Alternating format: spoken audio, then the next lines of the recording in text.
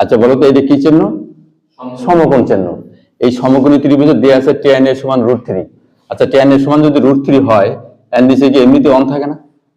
থাকে কি না? আচ্ছা আমরা সমান লাগি tan সমান কি লেখা যায়? ত্রিভুজের যেমন লম্ব ভূমি অতিভুজ দেয়া আছে, তাহলে tan সমান কি লেখা যায়?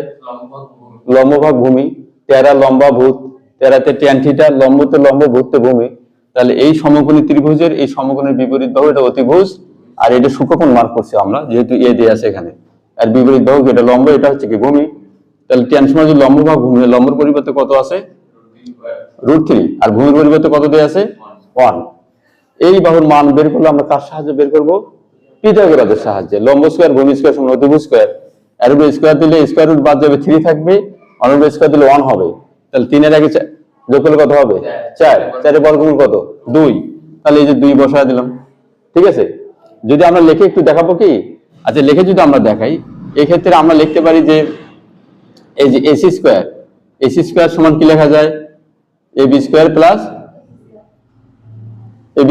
BC স্কয়ার, তাই তো? আচ্ছা পরের লাইনে যদি আমরা যাই, এই যে AC সমান √, এর মান কত ছিল? AB এর মান 1, তার উপরে স্কয়ার, আর BC এর মান কত ছিল? √3, তার উপরে একটা স্কয়ার। ঠিক আছে, পরে দেখো 1 স্কয়ার দিলে 1 হবে, আর স্কয়ার রুট বাজার 3 থাকবে, 3 এর আগে যোগ করলে কত হয়? 4 এর বর্গমূল কত? 2। ঠিক আছে না? এখন আমার এটার মান বের করতে হবে। আচ্ছা এর মান বের করলে আমরা যে কাজটা করবো দেখো, √3 ঠিক রাখলাম। আচ্ছা সাইন সমান কি লেখা যায়? লম্ব ভাগ সাইন এর সমান লম্ব ভাগ অতিভুজ। সাইন লম্ব ভাগ অতিভুজ, লম্বটা কি? √3, আর অতিভুজ কত? 2 গেল। তা cos এর সমান কি লেখা যায়? ভূমি ভাগ অতিভুজ।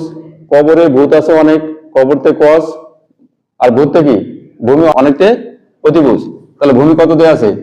1, আর অতিভুজ কত? 2। এখন যদি আমরা গুণ করি দেখো, আচ্ছা √3 আর √3 গুণ করলে কি হবে? 3 হবে না? আর 2 দুগুণে কত? এটা হলো রেজাল্ট। বোঝা গেল?